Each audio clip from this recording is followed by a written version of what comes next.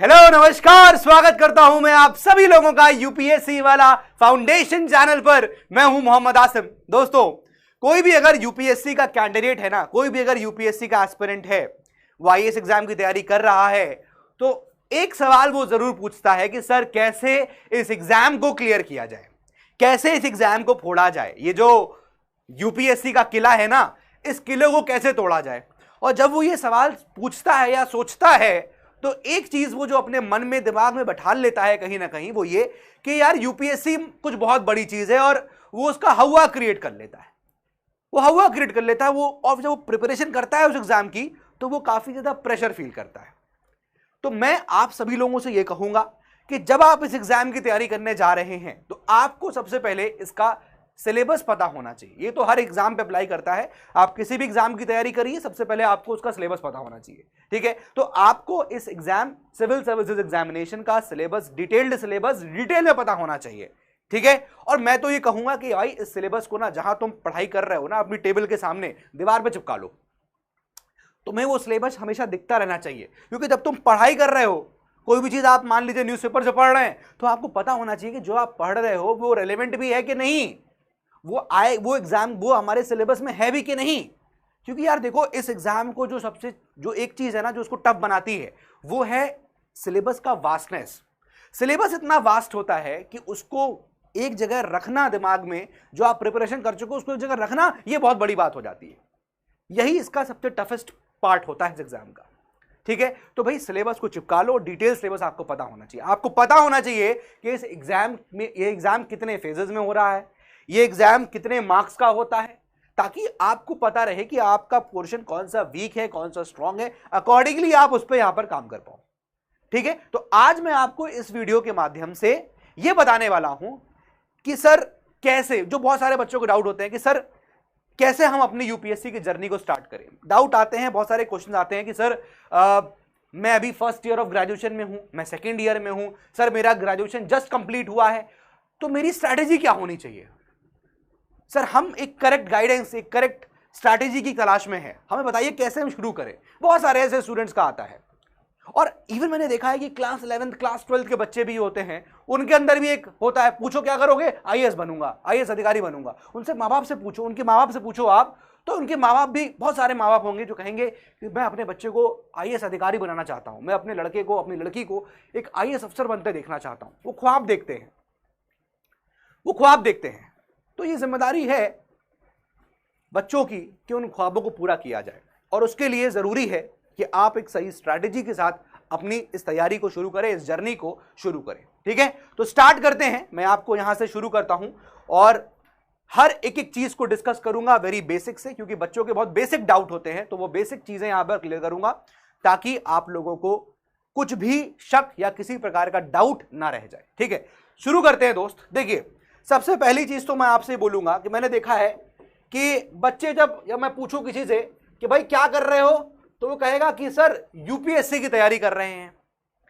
भाई यूपीएससी की तैयारी करना कोई पॉइंट ही नहीं बनता है, क्योंकि UPSC is union public service commission. दोस्त, ये एक कॉन्स्टिट्यूशनल बॉडी है, ये एक एग्जाम कंडक्टिंग बॉडी है। जैसे कि एसएससी है ना, जैसे कि एग्जाम कंडक्ट कराती है, वैसे ही यूपीएससी है जो एग्जाम कंडक्ट कराती है। ठीक है, अब जैसे फॉर एग्जाम्पल यूपीएससी एनडीए भी कंडक्ट कराता है, नेशनल डिफेंस एकेडमी का एग्जाम भी कंडक्ट कराता है, क्लास 12th के लेवल पे होता है ये। तो कोई अगर कह रहा है कि सर क्या कर रहे हो, यूपीएससी की तैयारी कर रहे हैं, कहां कर रहे हो यूपीएससी की तैयारी, तो एनडीए की तैयारी कर रहे हो तुम, एग्जाम का नाम है ना। वैसे ही आप देखोगे कि पूछो क्या कर रहे हैं, तो कहेगा कि हम यूपीएससी की तैयारी कर रहे हैं, और उसका मतलब पता क्या होता है, वो जो जनरली मीन कर रहा होता है, उसका मतलब होता है सिविल सर्विसेज एग्जामिनेशन की तैयारी कर रहे हैं। इसी को हम लोग बोलचाल की भाषा में लोग आईएएस की परीक्षा बोलते रहते हैं कि आईएएस की तैयारी कर रहे हैं, आईएएस का एग्जाम दे रहे हैं। वो इस एग्जाम के बारे में बात कर रहा होता है। इसके बारे में मैं आज आपको डिस्कस करूंगा। बात समझ आ रही है, क्योंकि ऐसे और भी एग्जाम है। देखिए, यूपीएससी एग्जाम और कंडक्ट कराता है, सीडीएस होता है, कंबाइंड डिफेंस सर्विसेज होता है, ठीक है ना। एक एग्जाम और कंडक्ट कराता है, ईपीएफओ होता है, ईपीएफओ होता है, ये भी होता है। तो यूपीएससी कई सारे एग्जाम कंडक्ट कराता है। ये तो मैं खाली उदाहरण दे रहा हूं आपको, सिंपली एग्जांपल्स है। तो कभी आपसे कोई पूछे कि भाई आप क्या किसकी तैयारी कर रहे हो, तो यू शुड से कि मैं सिविल सर्विसेज एग्जामिनेशन की तैयारी कर रहा हूं। देखो यार, आप अफसर बनने जा रहे हो, एक बात डेवलप करो कि आपको अपने शब्दों में एकदम प्रिसाइज रहना है, वेग बातें करना छोड़ दीजिए। वेग बातें सबसे पहला टिप है आप लोगों के लिए मेरी तरफ से आज, पहला टिप कि अगर आप इस एग्जाम की तैयारी कर रहे हैं तो अपने शब्दों में, अपनी बातों में वेगनेस खत्म कर दीजिए, बात करिए प्रिसाइज वर्ड्स के साथ, ठीक है। तो मैं आपको इस सिविल सर्विसेज एग्जामिनेशन की यहां पर आज इसके पैटर्न के बारे में, एग्जाम पैटर्न के बारे में बताता हूं, क्योंकि बच्चों को यही नहीं पता है कि एग्जाम कैसे होता है, कितने फेजेस में होता है, ठीक है। ये सब चीजें चलिए डिस्कस करते हैं। चलो देखो, अब यार अगर मैं बात करूं यहां पर सिविल सर्विसेज एग्जामिनेशन की, एक बार लिख लेता हूं पूरा, सिविल सर्विसेज एग्जामिनेशन। अब दोस्त ये जो पेपर है ना, ये जो एग्जाम है ना, ये एग्जाम एक्चुअली देखोगे आप तो ये 3 फेजेस में होता है, 3 फेज में, ठीक है। पहला फेज जो है इसका वो क्या है, वो है इसका प्रीलिम्स का फेज। प्रीलिम्स का फेज मतलब आप फॉर्म भरेंगे, जैसे ही आप फॉर्म भरेंगे पहला एग्जाम जो आपको देना है वो है प्रीलिम्स, ये फेज 1 है, ठीक है। उसके बाद अगर आप प्रीलिम्स क्लियर करेंगे तो फिर आपको देना होता है इसका मेंस एग्जाम, ठीक है। ये होगा आपका मेंस, और अगर आपने मेंस भी क्लियर कर लिया तो फिर आप देने पहुंचेंगे इंटरव्यू, ठीक है। फिर आप देने पहुंचेंगे इंटरव्यू। बात समझ में आ गई? ये 3 फेज में ये एग्जाम होता है, ठीक है। अब मैं बात करूं प्रीलिम्स की, चलिए अब एक एक करके यहां पर बात देख लेते हैं, सब चीजें आपको क्लियर हो जाएंगी। मैं बात कर रहा हूं प्रीलिम्स की। जैसे ही आपने फॉर्म भरा, आईएएस का फॉर्म आया, सिविल सर्विसेज एग्जामिनेशन का आपने फॉर्म भरा, अब आपकी एग्जाम की डेट आई, जब आप एग्जाम देने पहुंचेंगे तो पहला आप प्रीलिम्स दे रहे होंगे, ठीक है। अब ये जो पेपर है, इसमें ये जो फर्स्ट फेज है, इसमें 2 पेपर होते हैं, 2 पेपर होते हैं। एक होता है आपका जनरल स्टडीज का, जिसको हम जीएस का पेपर बोलते हैं, ठीक है। ये आपका जीएस का पेपर होता है, ध्यान रखिएगा। और ये वाला जो आपका पेपर होता है, ये होता है सीसैट का, सीसैट का, सीसैट। तो जीएस के पेपर में जनरल स्टडीज आती है, जैसे कि आपका हिस्ट्री, पॉलिटी, ज्योग्राफी, इकोनॉमी, है ना, ये सब चीजें आपकी होती है। करंट अफेयर्स होता है, आपकी सोशल स्कीम्स होती है, वेलफेयर स्कीम्स होती है, सब चीजें यहां पर होती हैं, राइट। तो ये हो गया आपका जीएस का पार्ट, साइंस एंड टेक भी होता है। और ये हो गया सीसैट में आपकी एप्टीट्यूड का टेस्ट किया जाता है, एप्टीट्यूड। जो जीएस होता है दोस्त, इसमें आप देखोगे तो ये कितने क्वेश्चंस होते हैं, 100 क्वेश्चंस होते हैं सर। कितने मार्क्स का होता है, ये होता है 200 मार्क्स का, ठीक है। ऐसे ही आप सीसैट में आइए तो कितने क्वेश्चंस होते हैं, 80 क्वेश्चंस होते हैं। और कितने मार्क्स का होता है, ये भी 200 मार्क्स का होता है, ये भी आपका 200 मार्क्स का होता है। ये बात जरा ध्यान रखिएगा। अब बातें जरा ध्यान सुनिएगा, जब भी आपको प्रीलिम्स क्लियर करने की बात आती है कि आपने प्रीलिम्स क्लियर किया या आपने प्रीलिम्स क्वालिफाई कर लिया, ये जो है ना प्रीलिम्स, इसके मार्क्स मेन मेरिट में, फाइनल मेरिट में काउंट नहीं होते हैं, फाइनल मेरिट में काउंट नहीं होते हैं। आप जब आईएएस बनते हैं, फुल्ली जब आपका फाइनल सिलेक्शन हो जाता है, तो उसमें मार्क्स मेंस और इंटरव्यू के ही होते हैं, प्रीलिम्स के मार्क्स ऐड नहीं होंगे। बात समझ में आ गया? अब जो जीएस के पोर्शन है, जीएस का पोर्शन है, जो आपके 100 क्वेश्चन है 200 मार्क्स के दोस्त, इसी के बेसिस पे आपकी कट ऑफ बनती है, या फिर आपका जो क्वालिफाई होता है मेंस के लिए, वो इसी के बेसिस पे होता है, सीसैट के बेसिस पे नहीं है। सीसैट मियरली क्वालिफाइंग नेचर का है, आपको सिर्फ क्वालिफाई करना है, ये क्वालिफाइंग नेचर का है। और इसकी क्वालिफाइंग 33% पर फिक्स कर दी गई है, ये फिक्स्ड है। आपको इतने मार्क्स इसमें स्कोर करने, 33%। बात समझ में आ गया? मतलब ये है कि अगर आप मान लीजिए सीसैट में 200 में 200 भी ले आए, 200 में 200 तो भी काउंट नहीं होने वाला, कोई फर्क नहीं पड़ने वाला कि आप सीसैट में जस्ट क्वालिफाई हुए हैं कि आप 200 में से 200 ले आए, ठीक है। जीएस में जो आपने मार्क्स स्कोर किया, उस बेसिस पे कट ऑफ बनती है, उस बेसिस पे कट ऑफ यहां पर बनती है। और दोनों ही पेपर्स में, चाहे ये हो चाहे ये वाला पेपर हो, कोई पेपर हो, दोनों ही पेपर्स में आप देखोगे तो नेगेटिव मार्किंग यहां पर आपको मिलेगी। ये बात समझ में आ गई? नेगेटिव मार्किंग यहां पर आपको मिलनी है। तो जीएस में आपके मार्क्स कितने हैं, उस बेसिस पे डिसाइड करेगा कि आप मेंस देने पहुंच रहे हैं कि नहीं पहुंच रहे, ठीक है ना। कोई फर्क नहीं पड़ेगा कि आपने सीसैट में 200 नंबर ले आए, अगर आपके जीएस में कट ऑफ क्लियर नहीं हुई तो आप मेंस नहीं लिख सकते। एक बात और भी इंपॉर्टेंट हो जाती है कि अगर आपने सीसैट क्वालिफाई नहीं किया, आप सोचो भाई सीसैट के नंबर ही नहीं जुड़ने हैं तो पेपर ही ना दो, या दो, अगर 33% से कम आ गए तो नहीं हो सकता, फिर आप मेंस नहीं दे पाओगे, आपका पेपर ही नहीं आप वेटेज में आएगा। तो इसलिए ये पेपर क्वालिफाइंग का है, आपको क्वालिफाई करना ही करना है। और जीएस का पेपर जो है इसमें आपको कट ऑफ बनानी है। ये हो गई प्रीलिम्स की बात। मेंस की बात मैं करने जा रहा हूं, तो चलिए पहले मेंस के लिए अलग से मैं आपको डिस्कस कर लेता हूं। देखिए, मैं आपसे अगर मेंस की बात करूंगा, मेंस एग्जामिनेशन यानी कि जिनका प्रीलिम्स क्लियर हुआ वो मेंस देने पहुंचेंगे, ठीक है। अब मेंस में दोस्त कई सारे पेपर होते हैं। देखिए, पेपर ए होता है पहले तो, पेपर ए, और एक होता है पेपर बी। ध्यान से सुनिएगा, ये जो पेपर है ना पेपर ए, ये कंपलसरी इंडियन लैंग्वेज का होता है। ये कंपलसरी इंडियन लैंग्वेज का होता है। अब कंपलसरी इंडियन लैंग्वेज का मतलब यहां पर वो लैंग्वेजेस जो कॉन्स्टिट्यूशन के 8th शेड्यूल के अंदर दी हुई हैं उनमें से चूज करने को बोला जाता है, और ये पेपर उसमें यहां पर ये दिया जाता है, ठीक है। ये कंपलसरी इंडियन लैंग्वेज है, मतलब आपको एक इंडियन लैंग्वेज चूज करनी है 8th शेड्यूल से। ये वाली जो पेपर बी है ये इंग्लिश का होता है, ये इंग्लिश लैंग्वेज का होता है, ठीक है। ये पेपर आपका 300 मार्क्स का होता है, ध्यान रखिएगा। और ये वाला पेपर भी आपका 300 मार्क्स का होता है, लेकिन दोनों ही पेपर क्वालिफाइंग नेचर के होते हैं। इसका मतलब ये है कि आपको सिर्फ और सिर्फ इन एग्जाम्स को देना तो मैंडेटरी है, लेकिन इसके मार्क्स आपके फाइनल मेरिट में नहीं जुड़ेंगे। बात समझ में आ गया? कितने क्वालिफाइंग है? आपको एटलीस्ट 25% स्कोर करना ही करना है, एटलीस्ट 25% आपको स्कोर करना है। ये बात समझ में आ गई आपको, पेपर ए और पेपर बी, ठीक है। ये जो कंपलसरी इंडियन लैंग्वेज है ना, वैसे ये स्टेट ऑफ नागालैंड हो गया, स्टेट ऑफ मेघालय हो गया, मणिपुर हो गया, है ना, इन सब स्टेट्स में एटसेट्रा, सिक्किम हो गया, इन स्टेट्स में ये पेपर कंपलसरी नहीं है देना, ठीक है। इनके लिए अनिवार्य नहीं है, लेकिन अदर स्टेट्स के लिए पेपर ए और पेपर बी दोनों देना जरूरी है। मेंस का पार्ट है, 300 मार्क्स का होगा, लेकिन इसके नंबर आपके मेंस के फाइनल मेरिट में नहीं जोड़ेंगे, मतलब आपका जो फाइनल रिजल्ट आएगा उसमें नहीं जोड़ेंगे, ठीक है। अब इसके बाद हम बात करेंगे पेपर 1 की। पेपर 1 जो है दोस्त, ये आपका एसे का पेपर होता है, ये आपका एसे का पेपर होता है, ठीक है। आपको ऐसे लिखने को बोला जाएगा, पेपर 1 है ये। पेपर नंबर 2 की बात करेंगे हम अगर, तो पेपर नंबर 2 जो है ये होता है, इसको बोलते हैं हम लोग जीएस पेपर 1, इसको बोलते हैं जीएस पेपर 1, ठीक है। फिर हम बात करेंगे पेपर नंबर 3 की, तो ये होता है आपका जीएस पेपर नंबर 2, जीएस मतलब जनरल स्टडीज। पेपर नंबर 4 ऐसे ही होता है दोस्त, इसको बोलेंगे जीएस पेपर नंबर 3। और जो पेपर नंबर 5 है ये होता है आपका जीएस पेपर नंबर 4। ये बात समझ में आ गई कि नहीं आ गई? अब देखो जरा, ये जितने भी पेपर मैंने आपको बताए ये सारे कंपलसरी पेपर्स हैं, ये सारे कंपलसरी है, ध्यान देना। देखो ऐसे में, ऐसे कितने मार्क्स का होता है? देखो पहले तो ऐसे लिखने को आ गया, ठीक बात है। जीएस पेपर 1 में क्या क्या पूछता है? इसमें जैसे कि आपका इंडियन हेरिटेज पूछेगा, है ना, इसमें आपका इंडियन हेरिटेज एंड कल्चर पूछता है, ठीक है।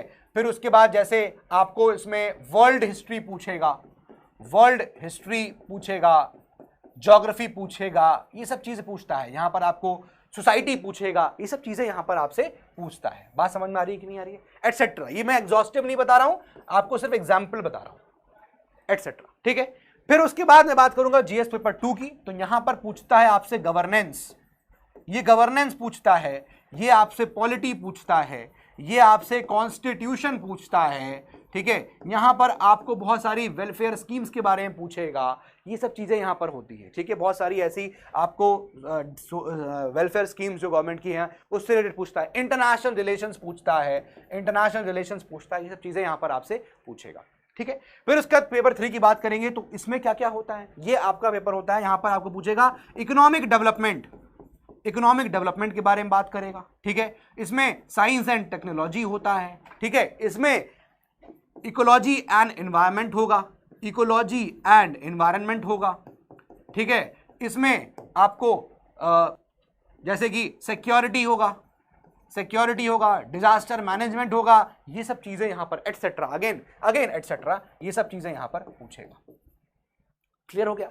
फिर जो आपका पेपर 5 है यानी कि जीएस पेपर 4 जो है, ये आपका एथिक्स का पेपर होता है, एथिक्स का पेपर होता है। इसमें आपकी इंटीग्रिटी, है ना, इन सब चीजों को यहां पर जांचा भापा जाता है, ठीक है। ये हो गए मेंस के कंपलसरी पेपर, कंपलसरी। इसके बाद मेंस में आपको एक ऑप्शनल पेपर चूज करना पड़ता है। ठीक है, और उस ऑप्शनल पेपर के एक चूज करना है, उसके 2 पेपर होते हैं। ठीक है, जरा नोट करिएगा, नोट क्या देख लीजिएगा यहां पर। एक होता है, देखिए मैं इसको लिख रहा हूं, आपका पेपर नंबर 6 हो गया। ठीक है, ये आपका एक ऑप्शनल हो गया, ऑप्शनल, और ऑप्शनल का भी आप देखोगे तो फर्स्ट पार्ट हो गया। ठीक है, और पेपर नंबर जो 7 होता है ये हमारा ऑप्शनल पेपर 2 होता है, ऑप्शनल पेपर 2 होता है। ये बात समझ में आ गई? ठीक है, तो ये हैं आपके कंपलसरी पेपर, यहां से लेकर यहां तक ये पूरे कंपलसरी पेपर्स हैं, ये पूरे कंपलसरी पेपर हैं, यानी कि इसके मार्क्स आपके फाइनल मेरिट में काउंट होते हैं। अब जैसे कि मैंने बताया कि 300 नंबर के पेपर हैं, ये वाले जो पेपर हैं सारा जितने भी पेपर्स हैं, हर पेपर 250 मार्क्स का होता है।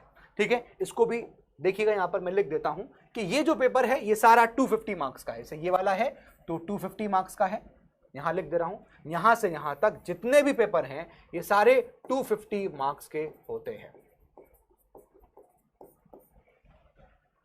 इसका मतलब देखिए, पेपर 1 250 मार्क्स का, पेपर 2 250 मार्क्स का यानी 500, फिर 250 मार्क्स 750, फिर 250 मार्क्स यानी कि 1000, फिर उसके बाद 1250, 1500, 1750 का टोटल यहां पर मेंस होता है। ये जो मेंस हो रहा है वो 1750 मार्क्स का हो रहा है, 1750 मार्क्स का मेंस यहां पर हो रहा है। ठीक है, इसीलिए जरूरी है कि आपको पता होना चाहिए किस पोर्शन में क्या पूछा जा रहा है, ताकि जब आप अखबार पढ़ोगे तो आपको क्लियर होना चाहिए कि भाई क्या चीज पेपर हमारे एग्जाम सिलेबस में है, क्या नहीं। ये तो हो गया। अब लास्ट चीज जो है वो आपको बता देता हूं मैं, वो है आपके इंटरव्यू से रिलेटेड। तो ये मेंस बता दिया मैंने आपको, 750 मार्क्स का हो रहा है। जो इंटरव्यू है ना वो 275 नंबरों का होता है, 275, और इन दोनों के नंबर मिला के फाइनल मेरिट बनती है, ये होती है 2025 मार्क्स में से। 1750 प्लस 275 ब्रेक करो, ऐड करो, 1750, 1850, 1950 और 1950 में 75 ऐड करो तो आपका 2025 हो गया। ये है टोटल मार्क्स जिसमें मेरिट, फाइनल मेरिट यहां बनती है, ये इसमें आपकी मेरिट बनेगी। ठीक है, अब ये देखो इंटरव्यू है। कभी कभी यहां पर क्या है, एक मिसकंसेप्शन बच्चों को बनता है कि सर इंटरव्यू है, यहां पर भी भाई नॉलेज चेक करी जाती है।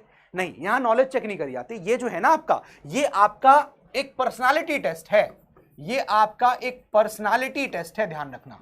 इसमें सिर्फ आपके पर्सनालिटी को टेस्ट कर रहे हैं, आपके मेंटल अवेयरनेस को चेक कर रहे हैं। सिचुएशन देंगे, आपसे पूछेंगे आप क्या करोगे ऐसे सिचुएशन में, है ना। आपके अनबायस्ड नेचर को चेक करेंगे। आप देखेंगे कि आप अगर एक सिविल सर्वेंट बन जाओगे तो आपका करियर किस तरह का होगा सिविल सर्वेंट जब बन जाओगे। तो ये सब चीजें यहां पर चेक करी जाती है। यहां पर इंफॉर्मेशन चेक, आपकी नॉलेज चेक नहीं करी जाएगी। भाई यूपीएससी को जितनी नॉलेज चेक करनी थी ना वो चेक कर चुका, प्रीलिम्स में किया। अब प्रीलिम्स जो है ना, वेरी सॉरी टू से, बट ये जो एग्जाम है ना, ये एग्जाम सिर्फ छटनी करने के लिए होता है, छटनी करने के लिए। कैंडिडेट्स फॉर्म भरेंगे, लगभग 11-12 लाख बच्चे फॉर्म भरते हैं अप्रोक्सीमेटली, छटनी करने के लिए होगा। कि भैया जिनका नहीं हुआ, यूपीएससी उनसे ही कहता है भैया अभी आप और तैयारी करिए, अभी आप तैयारी आपकी अच्छी नहीं है। जो क्लियर कर लेते हैं वो मेंस देने पहुंचते हैं। ये एक्चुअली नौकरी का एग्जाम है। क्यों नौकरी एग्जाम बोल रहा हूं? क्योंकि इसी मेंस और इंटरव्यू के बेसिस पे ही आपको मेरिट बन रही है। ठीक है ना, ये बात ध्यान रखना। मेंस और इंटरव्यू के बेसिस पे आपकी मेरिट बनती है, इसीलिए ये नौकरी का एग्जाम है। तो ये छटनी का एग्जाम है, बाहर निकाल दिए स्टूडेंट्स को, तो भैया इससे अभी आपकी तैयारी अच्छी नहीं है। ठीक है, तो ये ध्यान रखना कि प्रीलिम्स का फेज है, मेंस का, इंटरव्यू का। और मैंने बताया कि यहाँ पर पर्सनालिटी टेस्ट होता है। तो नॉलेज जितनी चेक करनी थी उसने प्रीलिम्स में चेक कर ली, आपकी नॉलेज है तभी तो आप मेंस देने आए। आपने मेंस भी क्लियर कर लिया, आप तभी इंटरव्यू देने आए। इसका मतलब यूपीएससी कहता है भाई हमने आपकी नॉलेज चेक कर ली, नॉलेज तो आपने है पर्याप्त। अब वो यहां पर आपकी पर्सनालिटी टेस्ट करता है कि क्या आप फिट हैं एक सिविल सर्वेंट होने के लिए, ये चीज चेक करता है। बात समझ में आ गया? तो ये चीज है। अब बात ये आती है, एक लास्ट क्वेश्चन आप लोगों के लिए बनता है कि व्हाई दिस चैनल। हमारे पास ऑलरेडी यूपीएससी वाला था, है ना, अब ये हिंदी भी था, हमारे पास 2 चैनल्स ऑलरेडी थे। Why this channel? अब ये जो चैनल है आपका यूपीएससी वाला फाउंडेशन, ये चैनल में हम लोग आपको वेरी बेसिक से स्टार्ट करने वाले हैं। जो आप पूछते हो ना हमारी स्ट्रैटेजी क्या होनी चाहिए, आप किसी भी स्टेज पे हो, आप फर्स्ट ईयर में हो, सेकंड ईयर में हो, ग्रेजुएशन के 3rd ईयर में हो, अभी अभी क्वालिफाई किया, कहीं भी हो, भाई सबसे पहले जो जरूरी है या जो कोई भी एस्पिरेंट मिस आउट नहीं कर सकता, स्किप नहीं कर सकता, वो है एनसीईआरटी। सबसे पहले आपको अपनी स्ट्रैटेजी में एनसीईआरटी को यहां पर लाना ही लाना है, और इसीलिए ये चैनल यहां पर आप लोगों की इसमें मदद करेगा। दूसरी चीज जो आप डेवलप कर लीजिएगा वो है न्यूज़पेपर रीडिंग। ये बहुत इंपॉर्टेंट पार्ट होता है, न्यूज़पेपर को रीड करना। ठीक है, ये हैबिट डेवलप करिए, क्योंकि यही इंपॉर्टेंट पार्ट है जहां से बहुत सारे सवाल मेंस के डायरेक्टली बन जाते हैं। और आपकी अंडरस्टैंडिंग। तो आप अपनी अंडरस्टैंडिंग को डेवलप करिए, अपनी यहां पर आप जो रीडिंग कैपेबिलिटीज है उसको इंक्रीज करिए। और न्यूज़पेपर को बराए मेहरबानी इसको सिर्फ न्यूज के लिए पढ़ा करिए, व्यूज के लिए मत पढ़ा करिए, ठीक है, ओनली फॉर न्यूज, ये बहुत इंपॉर्टेंट है। मैं देखता हूं स्टूडेंट्स अखबार लेके रंगे जा रहे हैं, ऑरेंज, येलो, ब्लू, ग्रीन सब रंग दिया। भाई न्यूज़पेपर पढ़ने का तरीका होता है, कभी उसको और डिस्कस करूंगा मैं, लेकिन फिलहाल वाई दिस चैनल मैं आपको ये बता चुका हूं, एनसीईआरटी का यहां पर हम लोग right from the beginning class 6 की एनसीईआरटी से स्टार्ट करेंगे, क्योंकि ये आपका फाउंडेशन स्ट्रांग करेगा, ठीक है ना, फाउंडेशन स्ट्रांग करेगा, सबसे इंपॉर्टेंट है भाई यही चीज है। यहां से शुरू नहीं करोगे ना तो फिर थोड़ा दिक्कत होती है, और यहां से शुरू कर लिया तो नींव बड़ा स्ट्रांग रहेगा। ये है यहां पर मेरा आपसे पूरा जो मुझे आपको इन्फॉर्मेशन देनी थी, कितने पार्ट्स में यहाँ पेपर हो रहा है, ध्यान रखिएगा। ये भी सब मेंस का पेपर जो आपको बता दिया मैंने, ठीक है। अब ऑप्शन में बताया मैंने आपको क्या क्या, यहाँ पर कई सारे ऑप्शन हो सकते हैं, history, geography, political science, international relations हो सकता है, एंथ्रोपोलॉजी हो सकता है, सिविल इंजीनियरिंग, मैकेनिकल इंजीनियरिंग, बहुत सारे यहाँ पर पेपर्स हैं, ठीक है। वो लिस्ट देखिएगा और डिटेल सिलेबस का अलग से कभी डिस्कस करेंगे, ठीक है। फिलहाल के लिए यहाँ पर ये उम्मीद है कि आपको पैटर्न समझ में आ गया होगा दोस्त, ठीक है। तो मिलते हैं अब अपने सेशंस में, क्लासेस के अंदर। That's all for today. पढ़ाई करिए, मेहनत करिए। जय हिंद, जय भारत।